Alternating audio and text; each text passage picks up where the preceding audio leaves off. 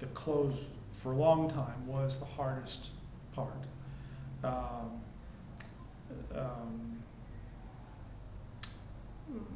Because in a way the close was sort of the point of the story, and I think for the longest time I wasn't very good at figuring out, oh, there's supposed to be a point to this story. But I think once I figured that out, and once I just got used to doing it again and again, the close came easier and easier. Is it something that you do in relationship to the opening line, usually? Yeah, like I said before, it seems like 80–90% of the stories that I write sort of come back to the beginning. Maybe that's just being lazy, I don't know, but that just always seems to work that way. I like to think of stories, well, I say like little movies, but it's more than that, as just a whole. Beginning, middle, and end, and it's just this little compact product, and I like to tie it up with a bow and make it all kind of work together. And by going back to the beginning, somehow it does that a lot of times. What about lead-ins? Do you write your own? I do, because if the producer writes it, often they just give away the whole story. Yeah, so I've gotten much better from where I started writing lead-ins and writing basically teases that sort of let you know what the story's about without letting you know what the story's about, because oftentimes some people don't get that. Mm-hmm.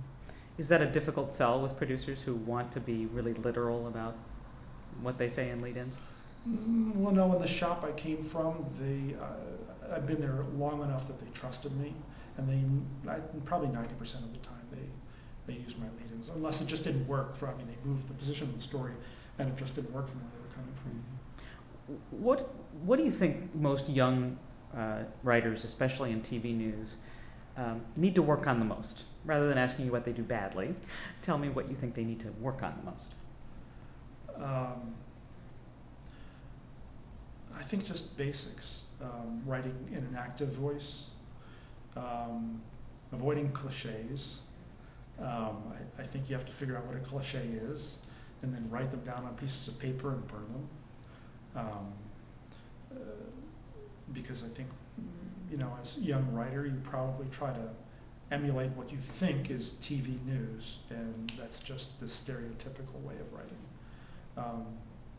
And I think a lot of what TV writing is about is writing conversationally and writing as yourself, writing the way you talk. And I think probably, I know I did when I was younger, that I tried to be a TV news reporter instead of being myself. It's hard though when that's what you hear. It's really hard. Yeah. I can't remember who I tried to emulate when I started out, but I know the people that, there was a fellow, maybe he's still working, I don't know, Lou Miliano, who I think does just radio, but his delivery and his writing were just so conversational. I've never met the guy, but it sounded like he was just being himself. And after a while I realized that that's what I wanted to do. And that's the best way to communicate in the end. And overwriting is also a problem, isn't it, for a lot of... Oh, overwriting is always a big problem among people who have just started out and people who haven't. We're in TV.